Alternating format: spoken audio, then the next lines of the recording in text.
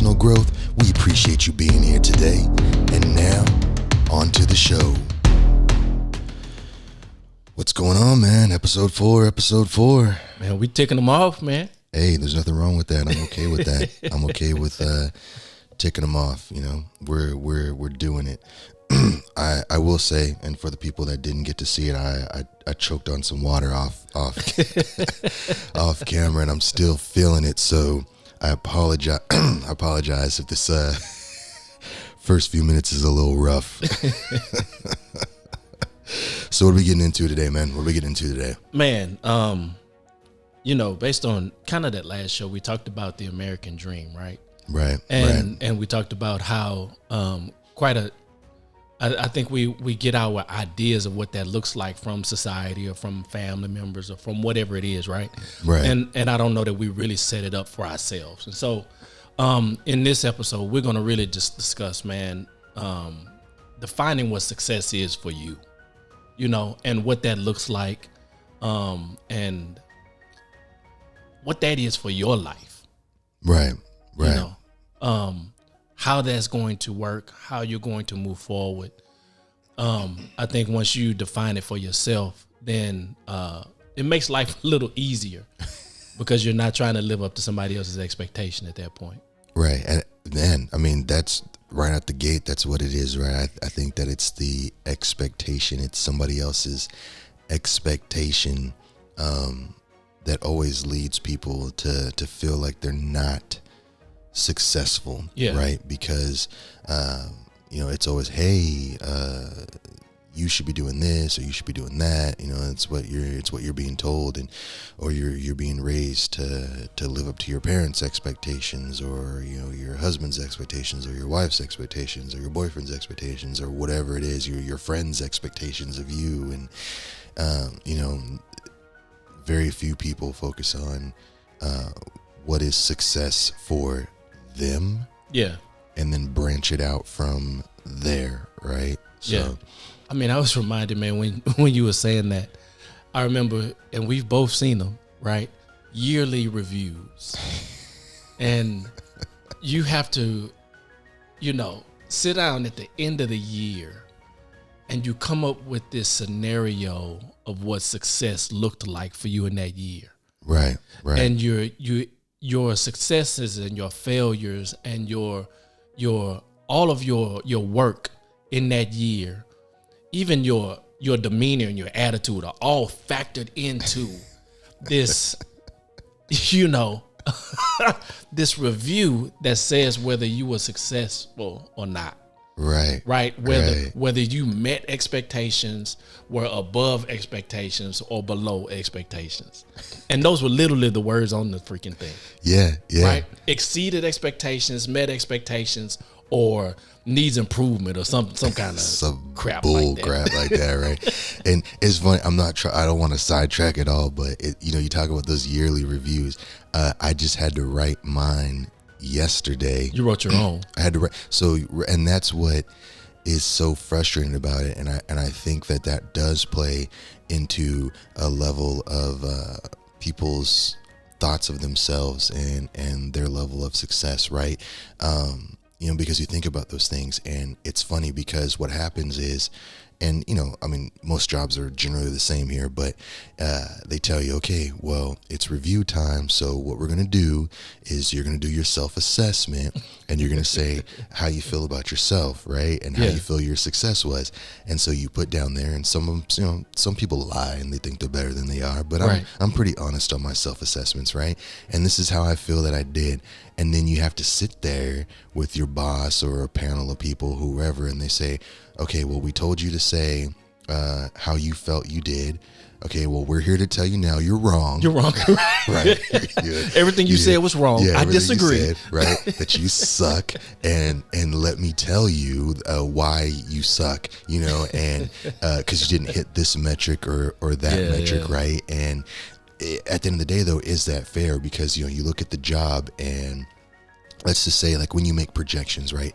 Everybody projects that they want to make money year over year, but that projection is just a number, and it's not realistic because anything can happen, right? Pandemic can happen, right?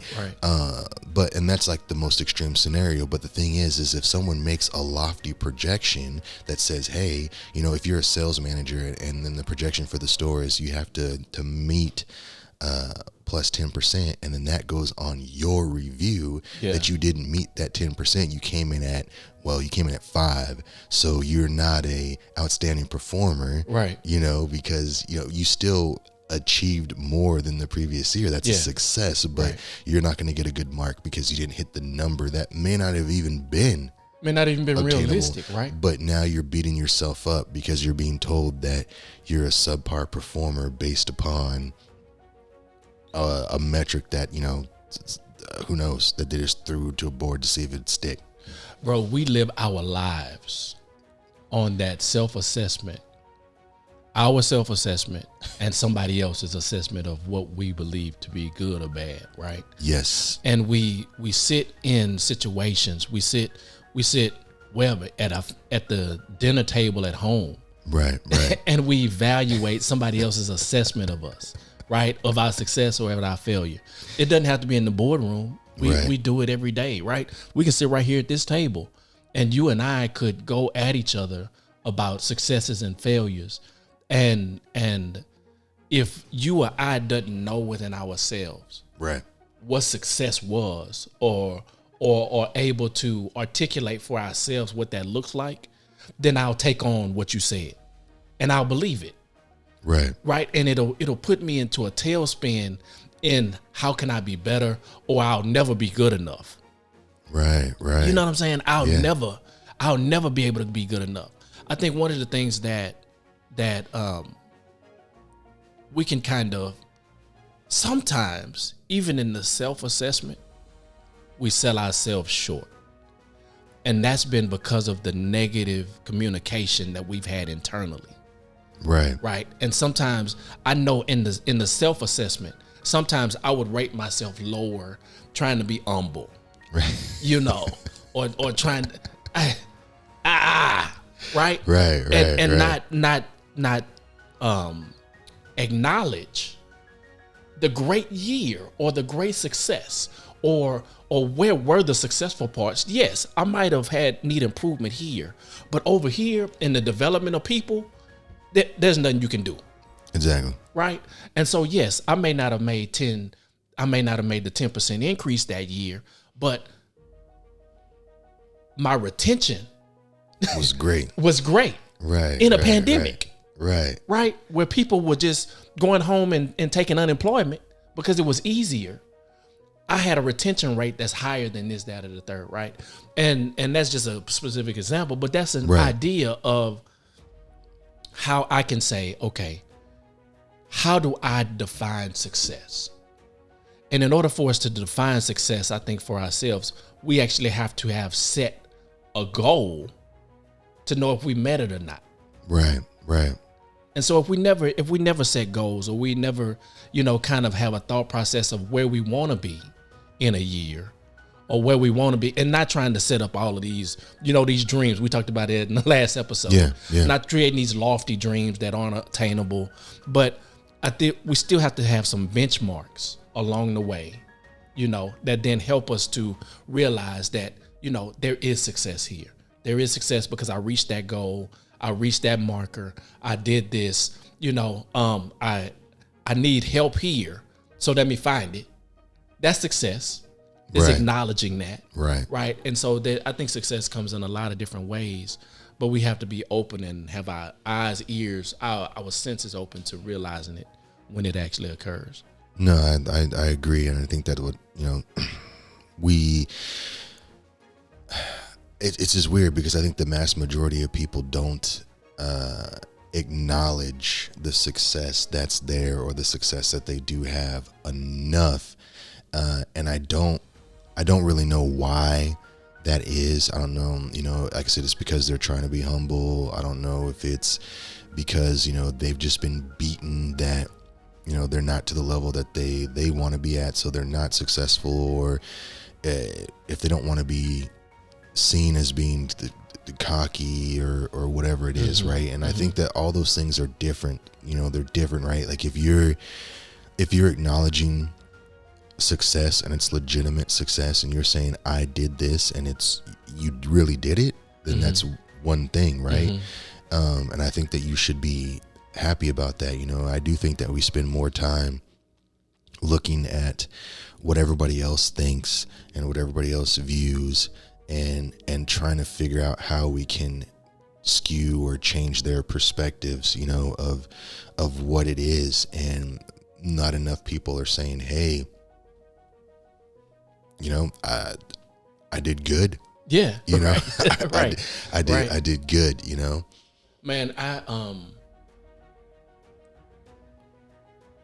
5'11", 235 to 55 pounds, depending on where you catch me in the year.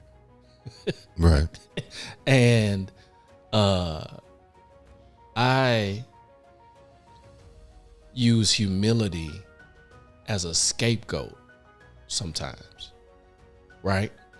And I did it is because I felt people told me that I was I could come across aggressive, right?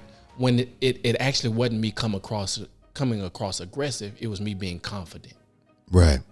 But I used humility as the way of saying, okay, I'll just kind of level this out so that they feel better about themselves.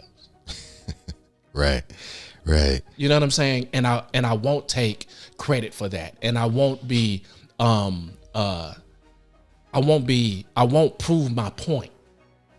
You know what I'm saying? I'll let you believe that, okay, if that's what you believe, okay, we'll go with that. Because I don't want you to feel uncomfortable if I question, or me questioning what you said and I don't believe it to be true, and me proving my point is going to make you feel uncomfortable. Right. And feel like I'm being abrasive or this, you know. You guys don't know just the little nuances that we have to deal with on a daily basis. Yeah. You know what I'm saying? And so Yeah. you have to consider all of that crap. And when all is said and done, I didn't acknowledge my own success. Right. Because I was, again, trying to make sure that you were okay. And that sucks. It does. Right? And so that's does. a learning thing that I think we all have to dig into, man, is acknowledging that, you know what, I am successful and I'm going to fight for that, you know, and there's nothing you can, that you can show me. Constructive criticism is important. And I believe that it's necessary for our continued growth. But I'm not going to shrink back so that you feel okay with my presence. Right. Right. No, I mean, I definitely agree with that. It's funny, and this kind of I'm not trying to spin this off into it's a whole nother episode. But let's just go where we go, itself, right? Let's go where we go, right? But I mean, like you say that, and for me, I sometimes struggle with that problem that you just talked about, right? So I mean, obviously, just for us, I mean, you look, I mean, we're black, right? You know, whatever it is, what it is. Or, you know, some people prefer African American. I'm not black, I'm African American. Like, gosh, whatever. Whatever box you click on the survey. click yeah. is what you are, right? But, you know, I have been on multiple occasions angry black man. Yep. Right? For whatever the reason is, you know, and it may not just be, you know, and you have to change your interaction with people because, you know, they're intimidated, or they may not be intimidated. They just may have a view of it as being hostile, or because they don't interact with you enough, they don't understand that, you know, your demeanor or your verbiage or your words or whatever, that's just part of who you are, or your culture, or whatever it is. It doesn't have to be black. It could be Hispanic, it could be Asian, it could be whatever the race is. And where I struggle, though, and I mean, for me as a black person, as a black man, I sometimes struggle with presenting myself and having to be the example. And I don't know what's right sometimes in that essence. And what I mean by that is, so with any race, there's gonna be some not good people. Yeah, there just is, right? Right. And as much as I'm so, and I can only speak for African Americans, blacks, because that's what I am, right? There's a lot of us that are not so great, and it's unfortunate because in the world of social media, the loudest will gets the attention. Yeah, of course. Of course. And if for me, like if I'm trying to change and I'm trying to change the perceptions of people that think that we're a negative person or whatever, like I feel sometimes I have to pull back to set a better example of what we are, because they're not doing it. Yeah. And I struggle with that, right? And what I mean, like there's been times, like say if I'm gonna go out with a mixed group race of friends, right? Whether it's white, Hispanic, whatever. I mean, I hang out with everybody, right? But if I go to dinner or something, right, and I don't know, pick a restaurant, we'll say, I don't know, a nice steakhouse, not too nice. I don't got money like that. I'm talking Saltgrass, not Ruth Chris, right? But you take like a Saltgrass, right? A lot of people go in there for business meetings and stuff like that because it's a quick thing, right?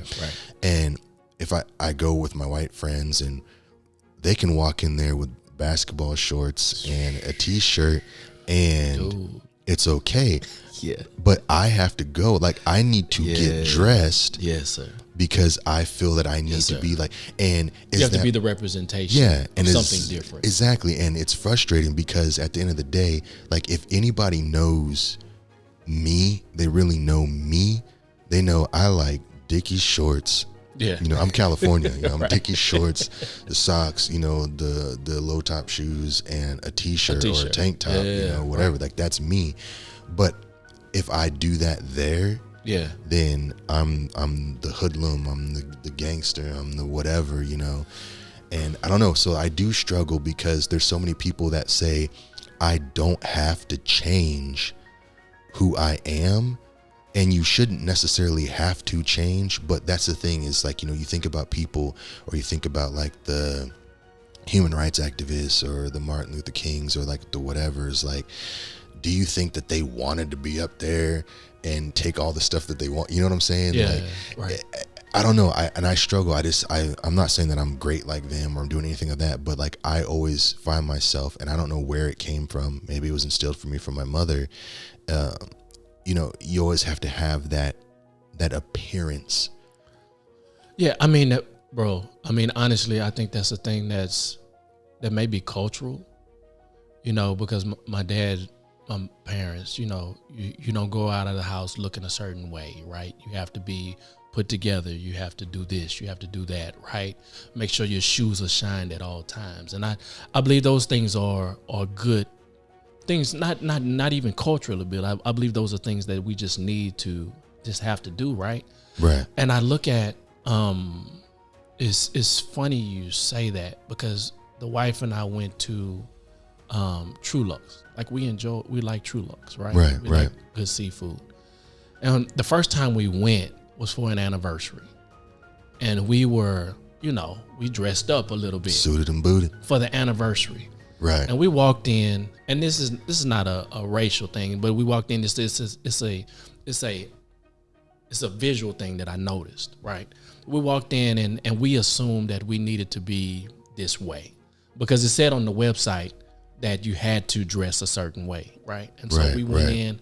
We came in and we sat down and we enjoyed ourselves. The food was great, so forth and so on. But we looked up and I looked across the room, and there was a white gentleman, a white family. Right, with the kids had on flip flops and shorts. the one of the guys had on shorts and a tank top t-shirt, a baseball cap, sundresses and whatever else that was part of the exactly how I would like to dress. Minus the sundress. However they, yeah. The dude didn't have on the sundress. Minus His wife the had on the sundress. Okay. That's it. Yeah. I mean, you can wear a sundress if you want to. Me personally, I don't want to wear a sundress. We're just not going to wear, you and I are not going to do that. Right. But at the end of it, I told my wife and I said, hey, at some point we have to normalize this, right? That this isn't just a special occasion for us, but it's our day-to-day operation. And it wasn't about money. It was just about being okay to just be you in that place. Right. And not feel like you have to take it up to this level in order just to be middle ground. Right. Right. And I think there's a lot of the things we do that is that we feel like we have to be, and some situations force us to have to be exceptional to even be considered middle ground. Right. Because I remember, and that's generational, because I remember my dad telling me, right? My dad is, you wouldn't know it unless he tells you, but my dad has a master's degree, right? And he doesn't boast about it. He didn't do all of those kind of things, but he had to go and get his master's degree from the University of Michigan, from Michigan State University, moved from country Louisiana, got his degree at Southern University, moved from Southern University with a wife and a child in tow to Michigan State, got his degree from Michigan State in agriculture econ, moved back to Louisiana, was going to teach, but ended up getting a job for the U.S. government. He's sitting at a desk working for white men, who didn't even go to college. Right. And getting paid half as much. Right? And worked his way further up the ladder, but still found himself less than guys who he had the credentials, he had the schooling, he had the know-how, he had the understanding, he had the tenure, but was still skipped over for certain things, right? Right. And so that, man, that was a generational thing that was kind of drummed in my thought. It's like, I'm going to always have to be 10 steps ahead, right, in order just to be on time. You know what I'm saying? And that's something that can define what success is or isn't for you, because you put yourself into this thought process that forces me to have to always be greater than what success really is. Right. You know what I'm saying? Right. And so I think that those are some of the things that we still have to even reason through in our own thoughts, that it's not just about, clicking those things off that look like success, but how do we deal with the thought process that says what success really is? And that's the thing is, right? What, I guess that's why we're here now. What is success? What is success for those people that are sitting in that same position, for the people that are on both sides of that fence? What is success? And it's funny because, like, even if you take that restaurant experience, right? So here you guys are, you're a family, you're looking at another family handling that one situation completely different, right? Now, if we were to go and we sit with that other family, have a conversation with them, is that experience for them, is that success, or is that just Sunday? It was just a normal day for them, right? They were just coming in for dinner. So exactly. So it's like, what is success? What is success? People, and it's funny because, like, you think about even when, as I was growing up, whatever, or even you listen to like the rap songs or the musics or whatever it is, right? And man, I'm be successful. I'm be eating lobster and right. You know what I'm saying, right? Drinking Moet. Right. And that's success. Yeah. But it's funny. But even if you think like, lobster, like, a lot of people didn't realize like lobster used to be a poor people's food. Yeah. Right. Yeah, right. But that's success. That was success. And then you hold on, man. You something just popped into my mind. Uh-oh. There are so many. Yeah, when I got excited, I couldn't let it, because the way my brain is set up, I'll lose it. There are so many things that society perpetuates as success. Right. Like you just talked about the lobster, right?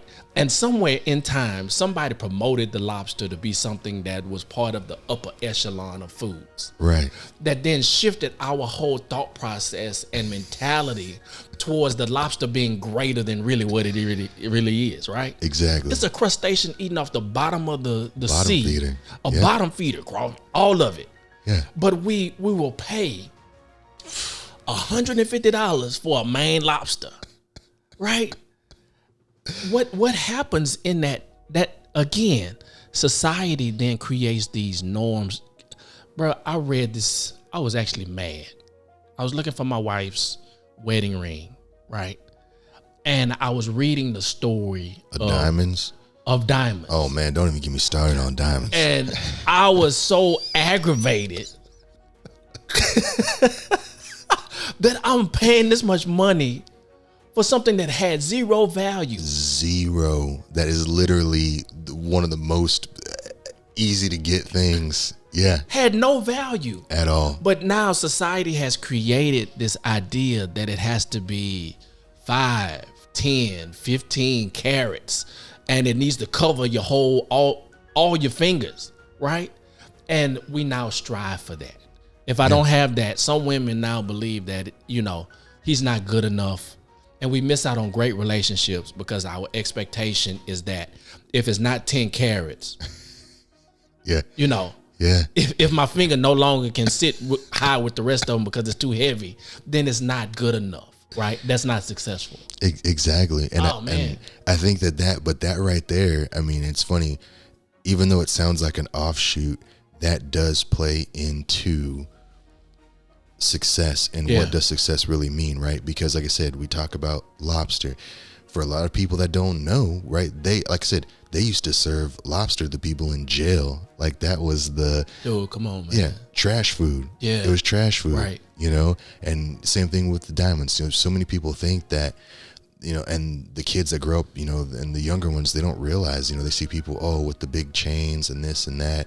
And don't get me wrong, the craftsmanship of putting it together, there's a value in that. But the diamonds itself, I mean, they're literally, they're worthless. I mean, they're not worth, but they're close to worthless. Yeah, right. There's way more diamonds than there is, pure gold. There's way more diamonds than there is, any precious metal out there. But yet it holds this crazy value for what? And then to go a step further, people are like, oh, well, I don't want a synthetic lab created diamond. It's literally made with the same stuff you got out the ground.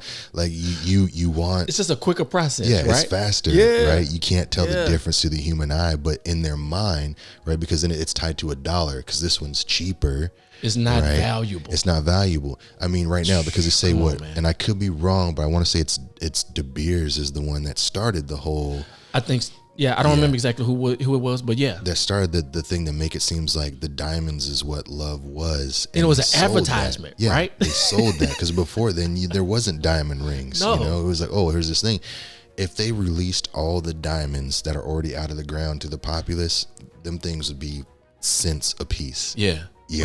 Right. But it's that supply and demand, Yeah. and we value our success on those types of things, on the food that we're eating, on the jewelry that we wear, on the car that we drive, on whatever it is. And people gauge that, I guess because it's a physical identifier Yeah. of where you are. Yeah. But it's not necessarily equal to success. And where I find, and I guess I'm in a transition period now, is because I'm in like this weird period where like I want, but then I don't care.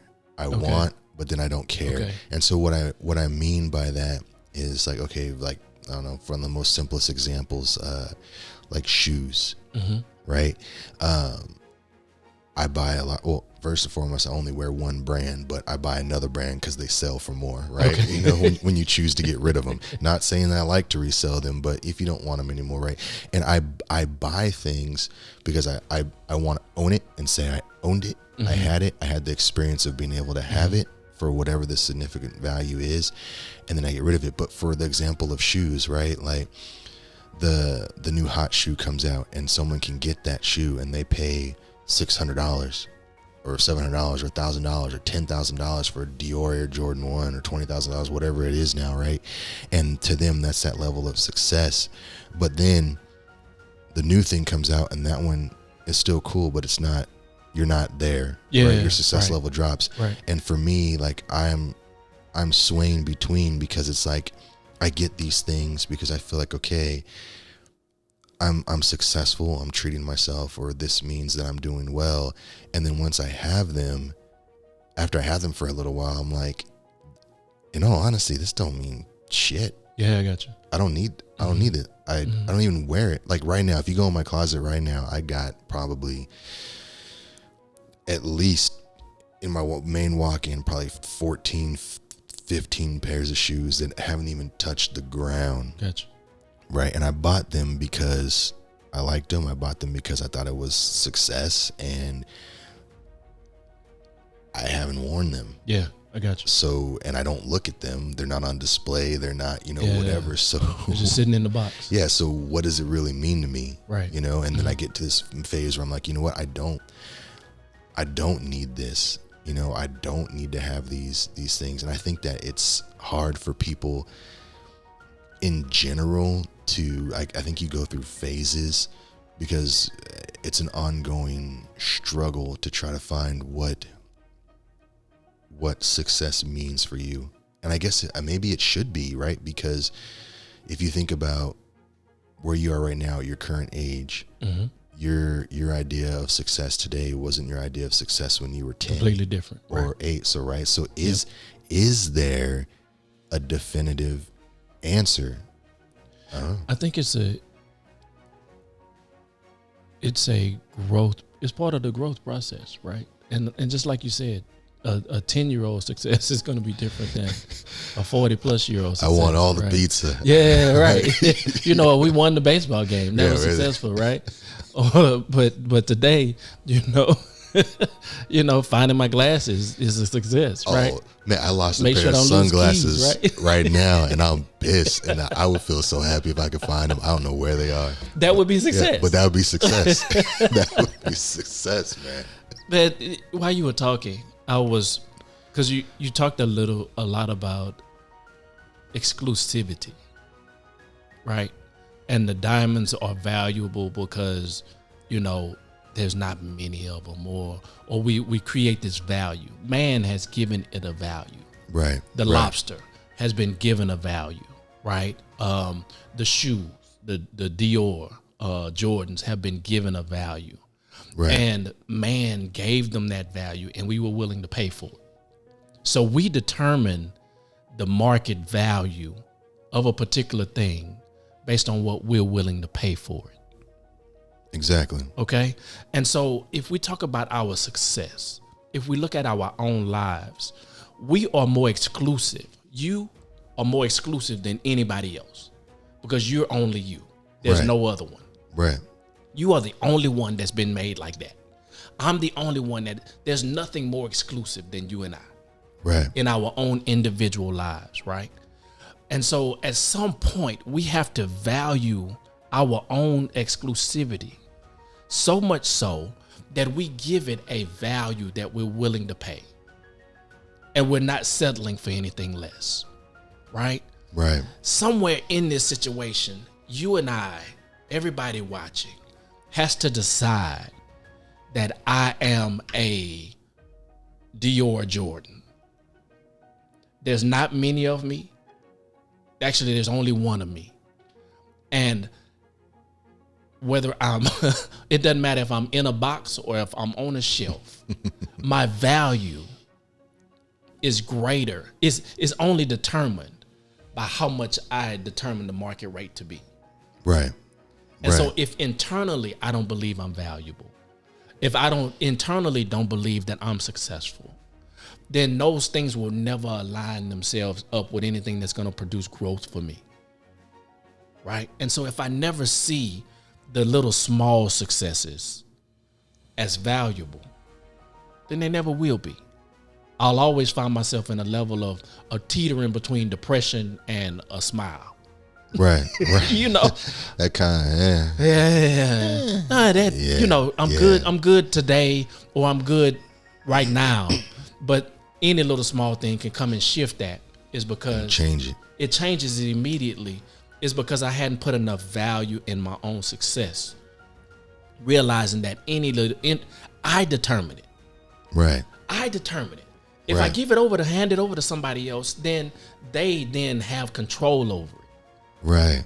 If I decide that the diamond is the most valuable, then I go pay for it.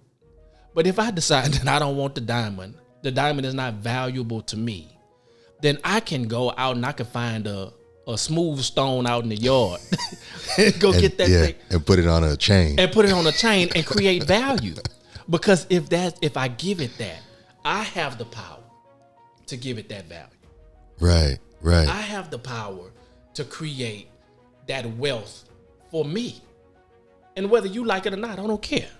But we're not there, right? We don't live in that kind of society where, you know, I have to value is, you know, that's why the Galleria is the Galleria, right? And you're not going to see, you know, you're not going to see Kmart attached to the Galleria. It's not going to be the blue box next to the Galleria. It's just not going to be. Right. Because there's a different level of value that is had in that mall as opposed to Kitty Mills or Greens Point. You know. Sorry, Greens Point. Sorry, right. Man, I would tell you, I was at Guns Point one time. I went through there and they was trying to sell me some bootleg stolen iPads in the parking lot when I went through. It's a completely different scenario. Yeah, man. But man, you said so many things, and man, like I don't even know where to start, man. You hit so many things that just have me thinking, and I think that's what it is, and that's why I'm so grateful that we're be able to have this platform to have, because a lot of people aren't able to really sit down and have these conversations to think or open up or grow their ideas or their thought processes for things. But like you talked about exclusivity, and you talked about the things that are important, and it's interesting because, you know, you think about like something, whether it's a diamond chain or a big ring or that Lamborghini, whatever that is, right? That symbol of success that we assign value to, right? And in those things, people who have those things will go out of their way to make sure those things are maintained, right? I gotta shine my jewelry. I gotta make my Lambo's gotta be spotless clean every day, whatever, right? But as you said, the most exclusive thing is you. They'll do all of that work to take care of these things, but they don't do anything to take care of themselves, right? Anything. And why is that? And it's because I think maybe people don't view it as being that. People don't view themselves as being exclusive, as being a one of a kind. You know, even if you're identical twin, you're still one of a kind. Different. You're one of a kind. Right. And we don't go out of our way to take care of ourselves, right? You think about it, like a woman or a man or whoever, if they lose that diamond ring, they will give up sleep looking for it. They'll skip a meal to go out to the last place they thought they have it. They'll do this, they'll do that, they'll do whatever. They will find the time to find the thing that they lost because there's a value in there.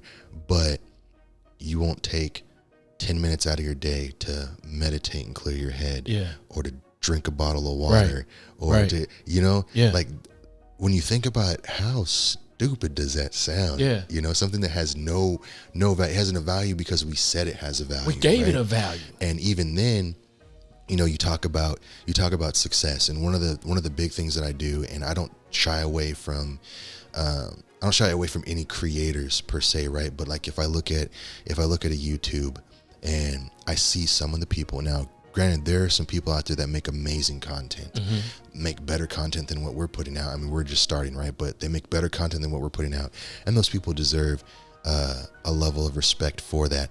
But there's a lot of people out there that just because they have a high quality video, they're putting out content and they're getting paid to be successful based on the fact that people are assigning them a level of success because they watch. But what the people are watching isn't anything different than what they do on normal day to day. Yeah. Right. Right. And that to me boggles my mind. You know, I look at people, what are you watching? Oh, I'm watching so and so. Okay, well, what do they do? Oh, it's just the family, and they're filming themselves going around and eating dinner, and they're at a party and they're doing whatever. And you do all of that stuff on a regular basis. You just don't film it, but now you're assigning. And then once that person has that credibility, they become that 10 million follower or 15 million, whatever it is, right? Then they get to choose what has value, right? So they can take that shiny rock from outside in the lawn, put a chain on it, and make it the coolest thing, and now everybody wants one because it's influence. At that point, they've gained influence in the market. Influence based off of everybody else saying they have value. That they have value. It's when you said that, man, I was. The last year, you know, we've all been home, right? And my son has every media outlet that he has a laptop, he has a tablet, he's always on him and, you know, our phones or whatever. Right. Looking at some little silly YouTube video of some kids that are either jumping in the pool or they're doing some kind of little race, or they've created this dynamic. And he goes to them, and I'm like, why are you watching that? And he is enthroned in these kids just playing. Yeah. That's really all they're doing. They're just playing, and they're filming it. And then they put it on YouTube, and now you got 30,000 followers. Yeah. You know, and here it is. Now you're wondering, you know, now he's like, well, you know, I'm not having fun. Because you're not jumping off the house into the pool. Oh, you crazy? You know, but what has happened is he's locked into it. He felt like that was success. Right. Right. Cause then out of those, it's like, Daddy, when we gonna get a pool? You know, it's starting to, it creates these dynamics and these thoughts about what we don't have and what we feel like we need in order to create this happiness that we see here, right? Like, Daddy, when are we gonna get a pool? Or when we get our pool? Because I've told him, next house, this is what we're gonna work on. You know, so Daddy, when we get our pool, are we gonna be able to do this? And Daddy, when we get our pool, are we gonna be able to? Little boy, if you don't leave me alone. Leave me alone about this pool, right? Yeah. You know, but it's crazy, and you can see that influence on him, right? And at that age. You know, just by watching people do daily activities. So then it makes me wonder, then I question then, right? It goes back to then you're always wondering then what is success? Like, you're literally watching somebody do what you do on a regular basis every day, and you're viewing them as being successful people. Yeah. Right. So how do you not find value in yourself when you're I don't know that we take that inward look, man. We don't turn the mirror right enough to not only see the flaws, but to see the success, right? Because the mirror is going to show you everything, right? It's not going to lie to you.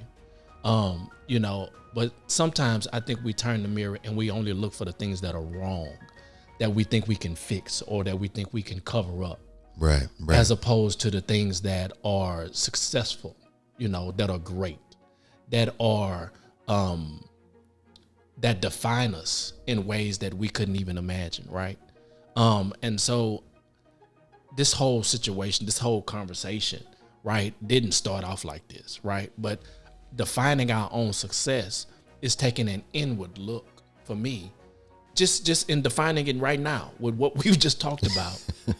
Because I didn't have this definition before we started. Right. But taking an inward look at your own personal exclusivity and defining for you what are those great things that determine success for you? Right? What are those positives in your life that define success?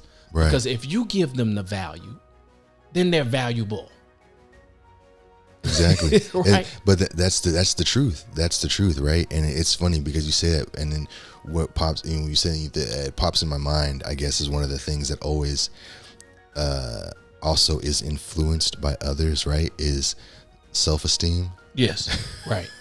Right. Yeah, completely. You know, how you feel about yourself Completely. being influenced by others. You know, your success is influenced by others, and I agree. It does have to be a inward look. It does have to be you taking the time and saying, "Hey, this is what I feel is successful." But I think people don't, because a lot of the times that struggle happens in a moment of being alone, if you will, or on your own, if you will, right? Like when you think about success, I mean, like, right, so if you go home and you sit with your wife and you sit with your kid, like, how many conversations do you guys sit down and talk about what does success mean for us, right? Versus the amount of conversations that you have personally for yourself as saying, this is what I outline as being success. Right. I think a lot of people take that on their own, and they don't have a sounding board, if you will, because you're your own worst critic. Right. Of course. So you're never going, like, I don't think you can turn that mirror on yourself always, because you're battling that yourself. Yeah.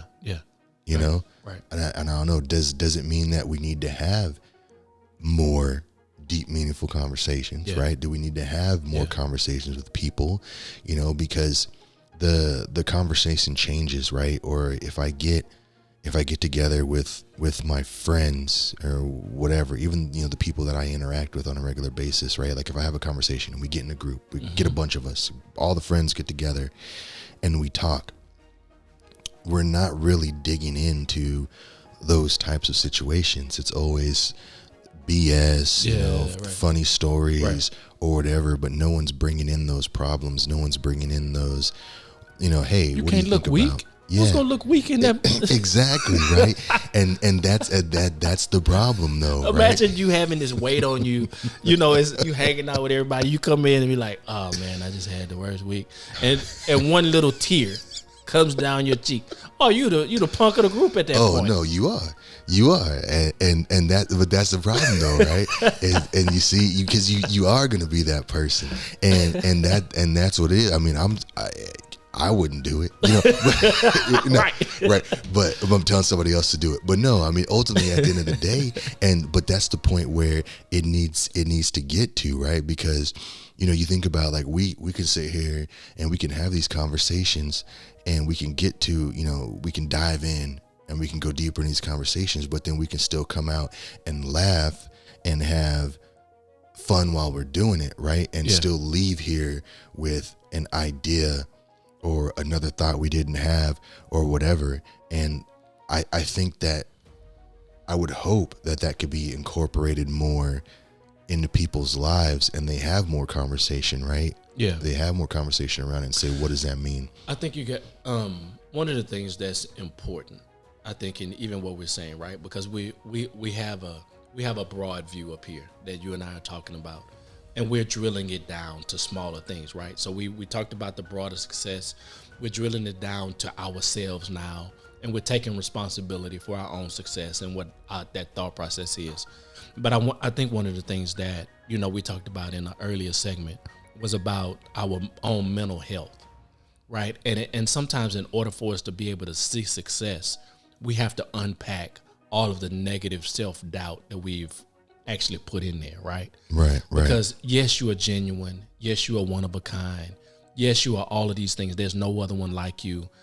Yes, you are valuable, but if you can never see that value, then you will always try to attain it somewhere else, right? You will always try to fill the empty cup. Right. And if the empty cup rests in you and in your own thought or perception of yourself, then you're going to always go out and have somebody else fill it for you, right? Exactly. They're going to always, because people will always give you a you know, they'll always give you something of what they think, or they'll give you their opinion. Right. They'll give you what's the word I'm looking for? They'll place something on you who they think you are, right?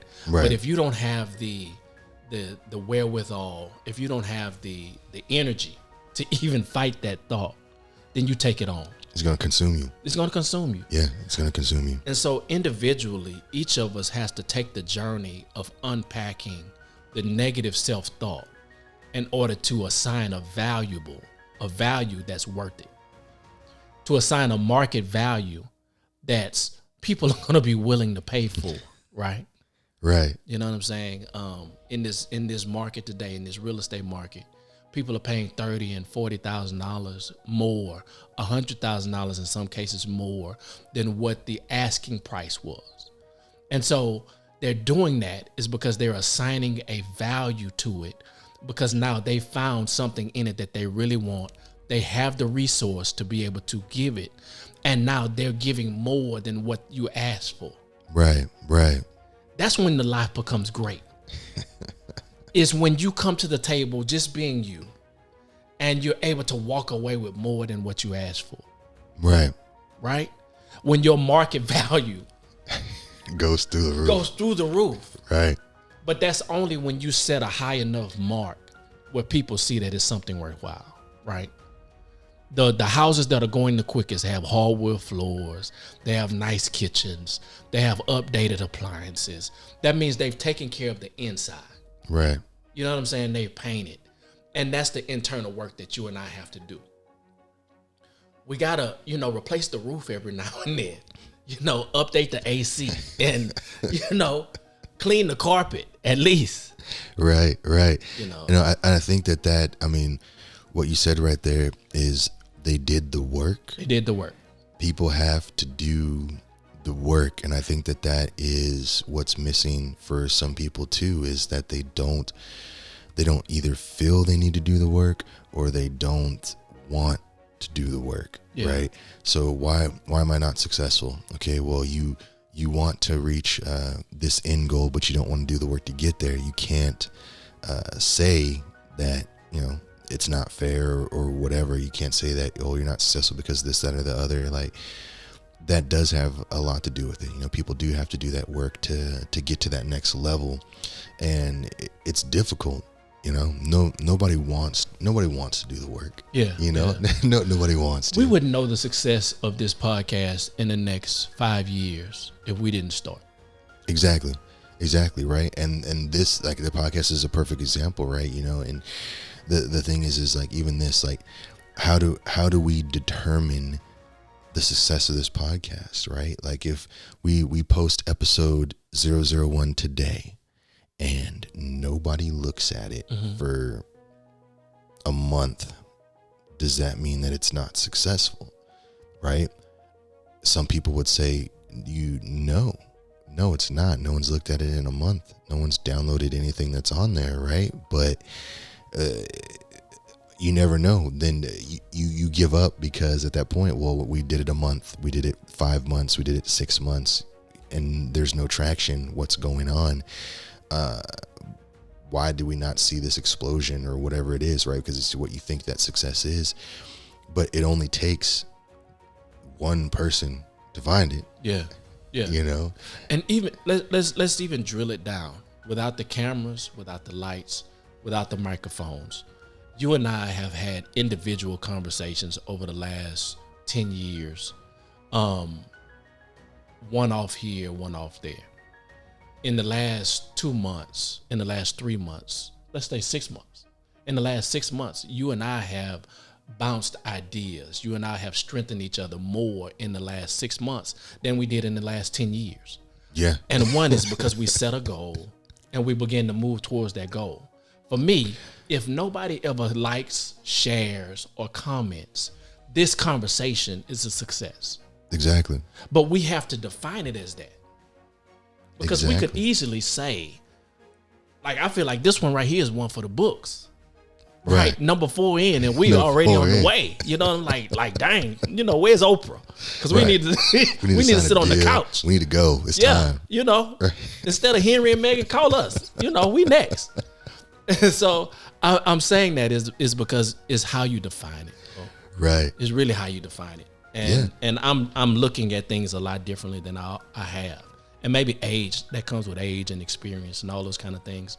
But I don't think you have to get older in order to see it. You just have to be open to seeing it. Open to seeing, open to doing, open to trying, you know. I mean, and I agree with you on that. And that's what, you know, a lot of people ask me, like, over the course of my years, well, you know, how did I get to do this, or how did I get to do that, or how did I get to do whatever? And you just do it. You know, you have to be willing to try. And I get that it gets scary as you get older, you know, because you have more responsibility, you have more to quote unquote lose, if you will. But if you're not open to the experience, if you're not open to taking the risk, right, there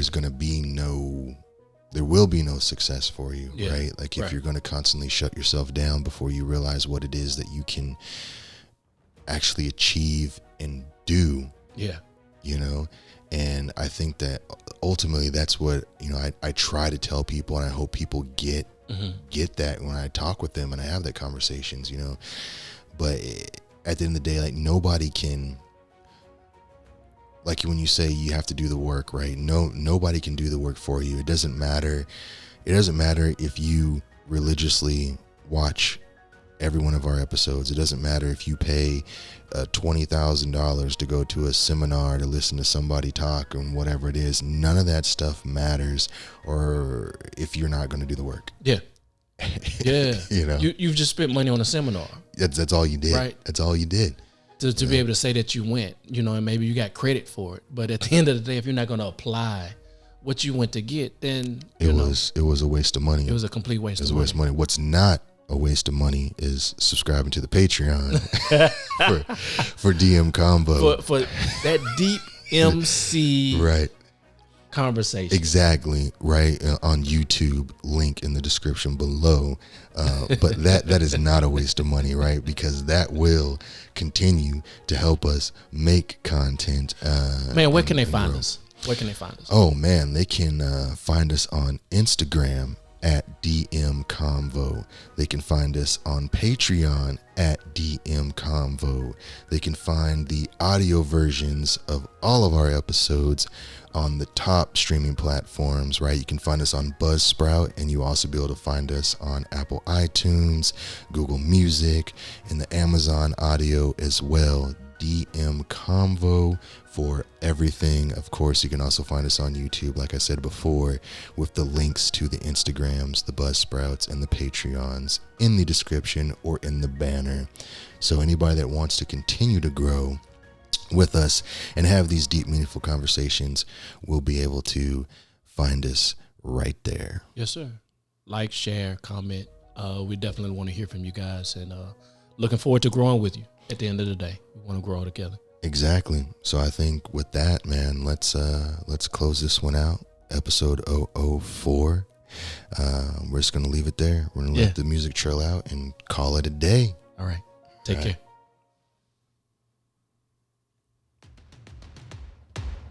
Yeah. I'm ready to play now. Put me in the game now. I came here to prove it. I'm ready to